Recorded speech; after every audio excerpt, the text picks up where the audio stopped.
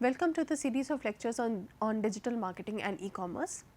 I am Dr. Suchita Vishwakarma, Assistant Professor, Department of Management, School of Management Sciences, Lucknow. And today is our fourth lecture in this particular series, and today we would be talking upon the topic of the contemporary digital revolution. So, in the previous lectures of mine, we have discussed a lot about what is digital marketing. We had understood why digital marketing is gaining so much of importance, and today we will talk about that what actually led to digitization or adoption of digital marketing concepts by many companies. What was the basic reason or how the complete evolution of digitization started. So, in this particular lecture of mine, we will go through the complete journey of digital technologies.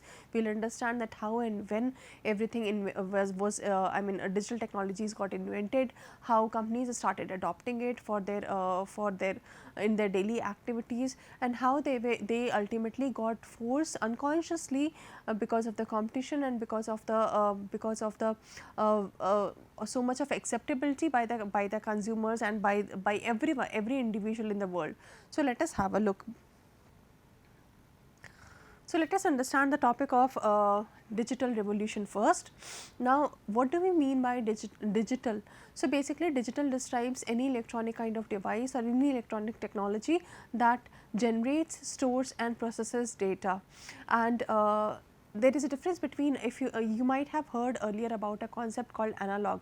Earlier, somewhere around before probably you can say in the beginning of 20th century, in the first half of 20th century rather, the data transmission used to happen through mechanical and analog technology. That means, for example, if you consider the radios, the TVs which used to be there earlier, there the data, the transmission of the data used to happen through continuous wave, sine waves, which had very less of bandwidth, and there was a lot of exposure to the external conditions.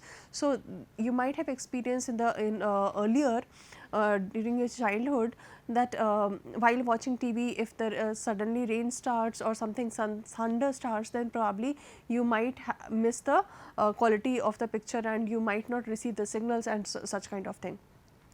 So, that led to the evolution of digital technology. Now, what is digital technology? In this, the data transfer happens through the bytes, that is through the binary digits, that is 0 and 1, and it is time based. That means, it is not a continuous form. As a result, the bandwidth increases. So, this basically has improved the way the data are being received and the amount of data that can be received, and the same kind of original content can be shared and can be accessed by multiple people at multiple points without any hampering of the quality or the content. So, that has actually increases the reach of the data to the people. So, this basically led to a complete revolution. Now, what do we simply, if you understand what do we mean by revolution? Revolution means any sudden transformation, and that sudden transformation basically should intend to bring some certain change, certain radical change in the way that an individual is working or maybe an organization is working. So, this digital transformation also has brought about a radical change in not only in the businesses, economies, but also the way we are using the things every day, and it has brought about a complete cultural change, you can say. So, this is what digital revolution is all about. So, let us have a look at why it is a revolution. Why do we actually call digitization a revolution? Because digital revolution, and because this particular technology has actually increased the reach, as I shared earlier, has increased the reach to the people to in multiple folds. Now, same kind of data can be accessed by many people at multiple places, at very far off places, and there is no requirement of sending the signals. The quality and the content is very similar to the original content. So, the person gets attracted and gets good information Then the second reason is that providing grounds for business to move beyond the national boundaries. Now since the reach has increased, so companies are getting exposed to kind of informations and imposed to people, imposed to resources all across the world. So a person may be sitting in let us say Chennai can have information from any distant places of the country, country or any other far off country also, thereby reaching international markets. And so it has become very easy to reach international markets, to get exposed to international markets, the opportunities and everything, and increasing the interconnection of the world. Now the whole world is now acting as a single community where everyone is connected to each other through multiple touch points, and then providing a new horizon and experience to all the stakeholders. So over here, it is not only that the companies are getting benefited, but also the consumers and the intermediaries and everyone is getting benefited because of the opportunities, the vast opportunities that they have of catering and providing services to the people all across the world. The customers are also getting benefited in terms of the competitive products that they are now exposed to, they are now have access to, the kind of informations that they have access to. So this has actually completely transformed the way now we think. We do not, if for example, if I want to buy a particular item for myself, I need not restrict myself to my own city. I can have that particular product from anywhere across my own country, from any city of my own country, or I can also order the same thing from any other country as well. That means sitting at my place, I need not go to any other place. Sitting at my place at the convenience of my room, I can order it, and I know I am very sure that the particular item will be delivered to me, and before ordering also I know the complete details, I have a complete transparency. So this is how the things have actually changed. The perspective, the way of thinking of every individual has got changed due to this revolution.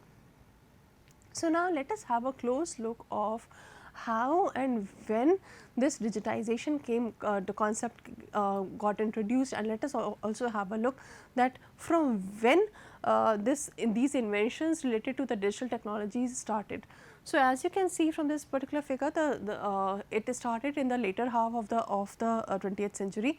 Somewhere in 1947, the transistors were invented, and these transistors actually gave continuous working transistors got invented, and these gave opportunity for the engineers, for the people, the inventors to start working on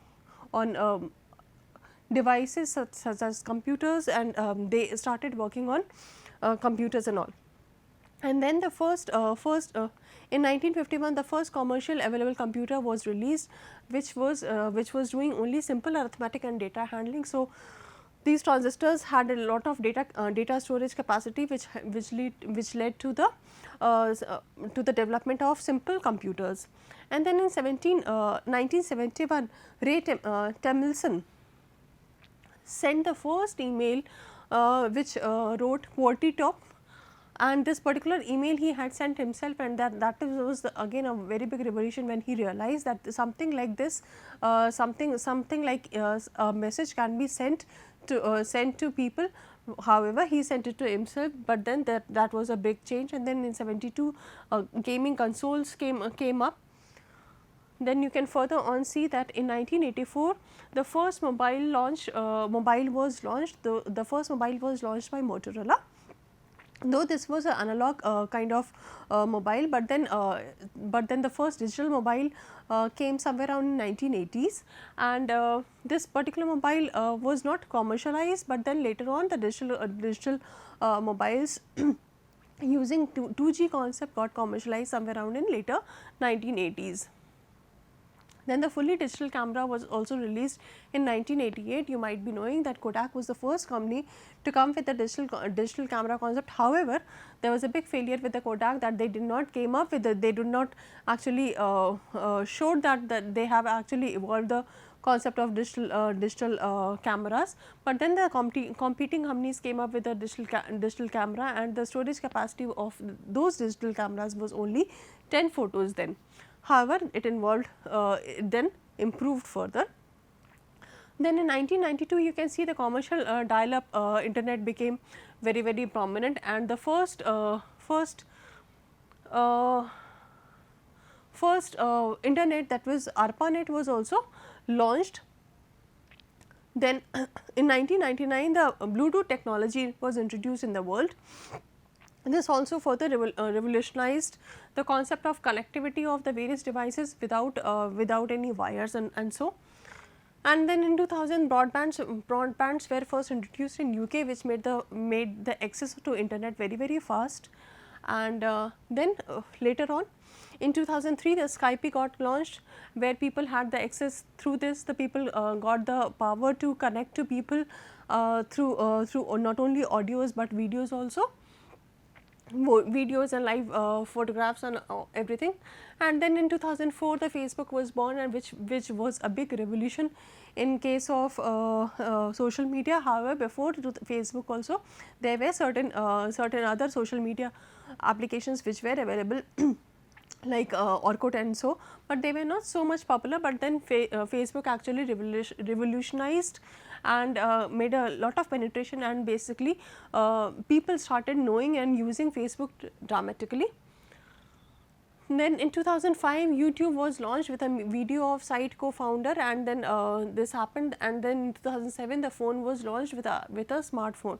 So the smartphone, the phones that we are using in its nascent stage got developed in 2007. Later on the commercial introduction of 3D printers also happened in 2009, and then you can see in 2011 digital currencies, which are very much of buzzword these days. You might have heard about bitcoins and all. So in 2011 digital currencies also came in existence. Then in 2012 the Google begins testing driverless cars. Nowadays you can now actually admire that how digitization has actually changed, is now changing the complete way of working. And now the first driverless car was tested in 2012, and then in 2016 also the virtual reality handsets. So the VRs, the virtual reality, where we can be sitting at our home, we can see the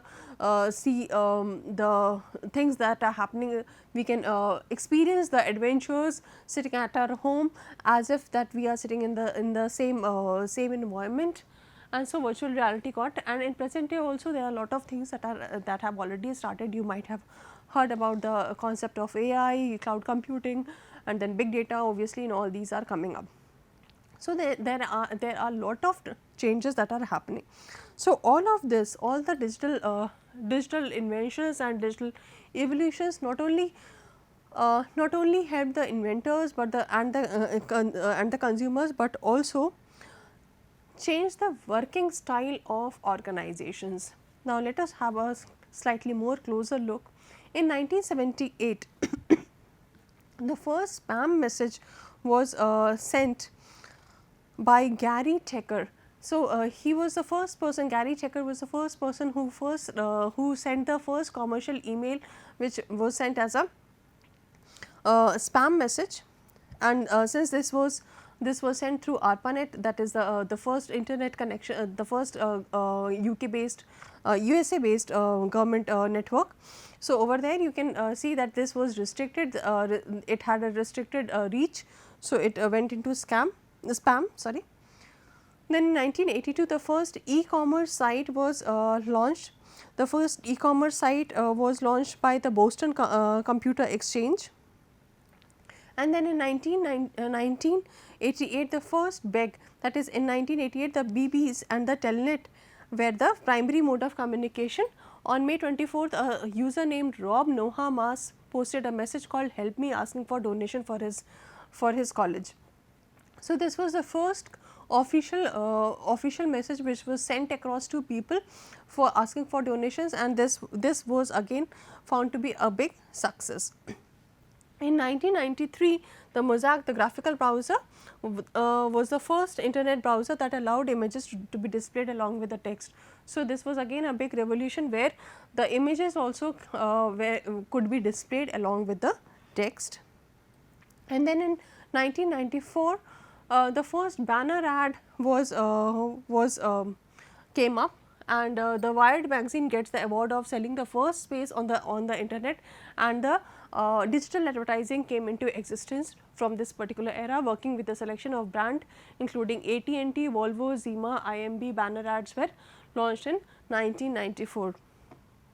Moving further ahead, the first mobile browser that was launched in 1994, and it was called as the Pocket Web.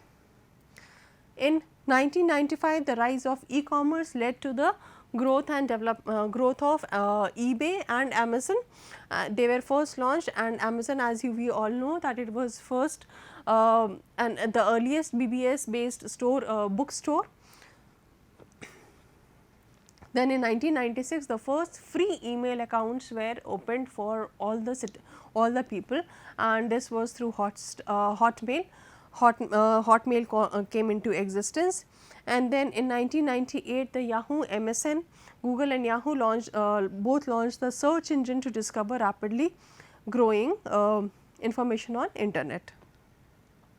Then in 1999, in the middle of .com boom, online and revenue business increased drastically to 1 billion. So, this was one big revolution when people started realizing that this is one big source through which they can generate money. And in 1999, Crackberry, the first widely adopted smartphone, the BlackBerry 8050, introduced mobile internet to the masses. So, through this Crackberry, the internet got accessible to people through mobile phones. And in 2000, the Google AdWords came into existence. Google released its first AdWord, which allowed advertisers to promote products by the usage of certain keywords. And in 2002, the concept of QR codes got launched, and through QR code, the first QR code was used by Toyota, and I hope you all know that QR code has made our lives very accessible by helping us get the information, the correct and the genuine kind of information, and has also helped us to in easily supporting the access of various kinds of devices. Then in 2002, the AdBlocks, the first open source of ad blocking plugin for web browser, is released by the Danish university student Henrik Aston Sorensen. Moving further ahead, in 2006, as we discussed earlier also, YouTube channels came into existence. In 2007, the user behavior tracking started. People started realizing that it is now very easy to track that how many users are there of particular website, through which particular touch point, how many users are accessing it, and what are they doing. So, the first user behavior, that means the consumer behavior tracking, started in 2017, and this was first launched by Facebook in the form of Beacon, which is now shut down. And in 2008, the YouTube promoted the videos and pre-rolled videos ads for YouTube. And in 2010, the online ad revenue passes print, and the revenue and the profitability increased for digital kind of marketing practices. And then in 2013, the Instagram concept came up. In 2016, the Uber drone campaign got launched.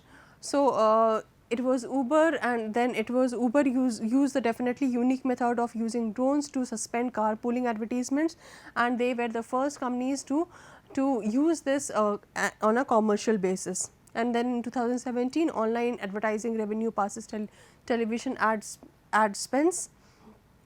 And then obviously, the future is again open for lot of drastical changes to happen, and we are yet to see lot of changes which will actually revolutionize and transform our way of working.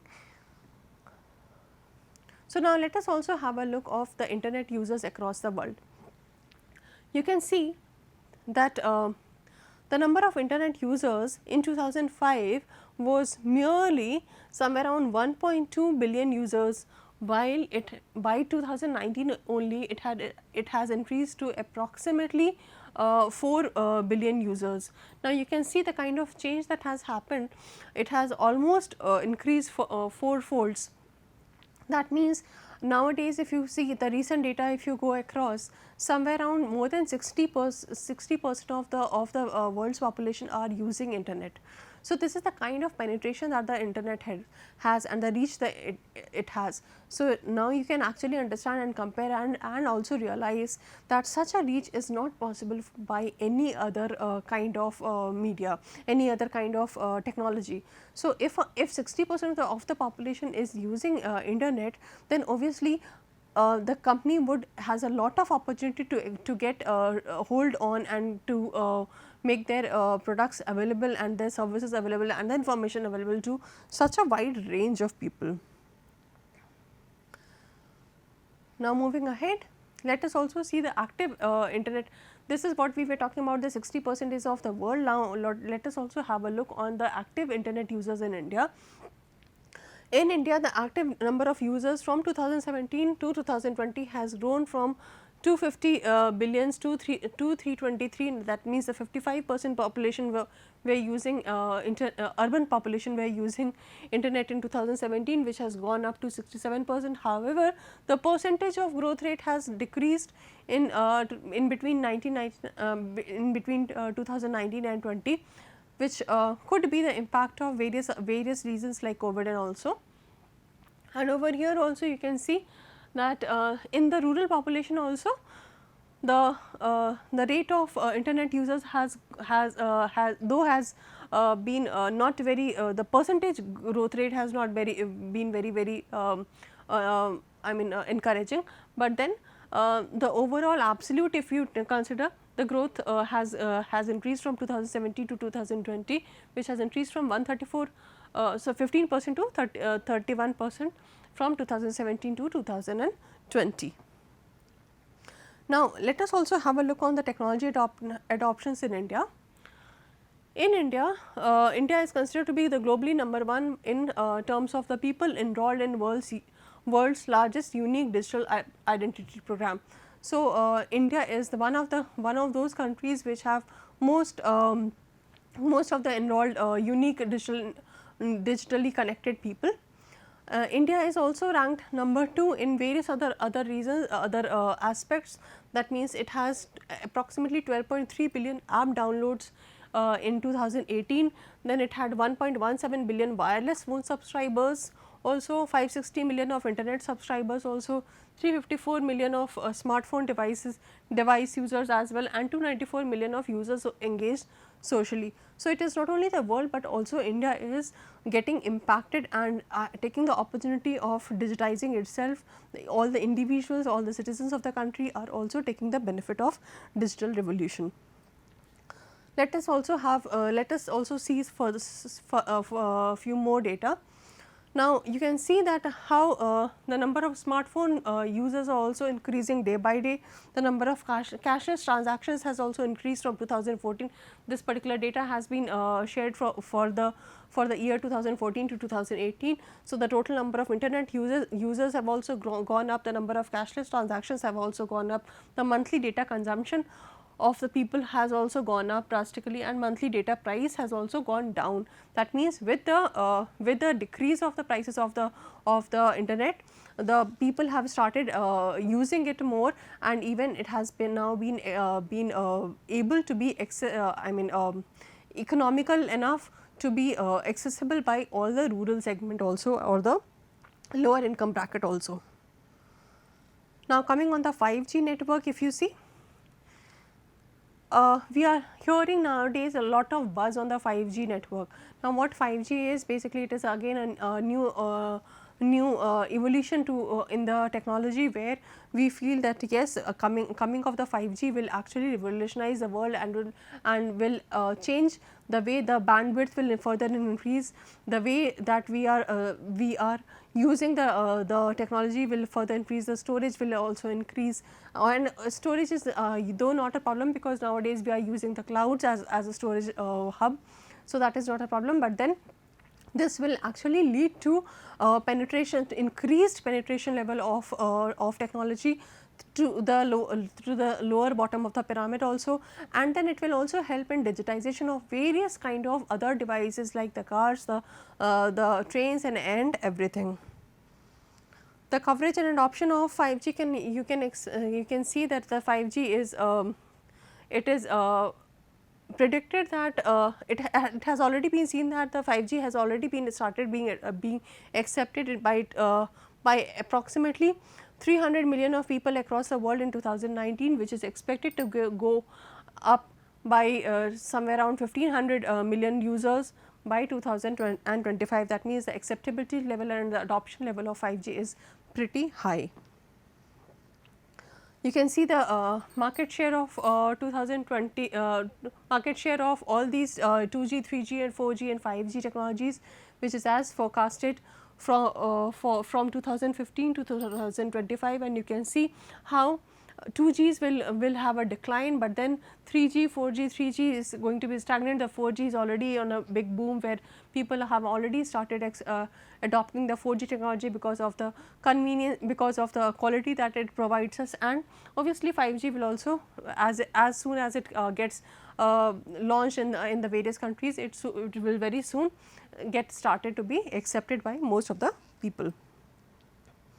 Now, contribution of 5G that you can see, it has been forecasted that 5G is going to provide a big contribution to the GDP of the country, and by 2034, due to the coming of the 5G, the GDP will rise to GDP of the world will rise to 2.2 trillion, which is quite a big number.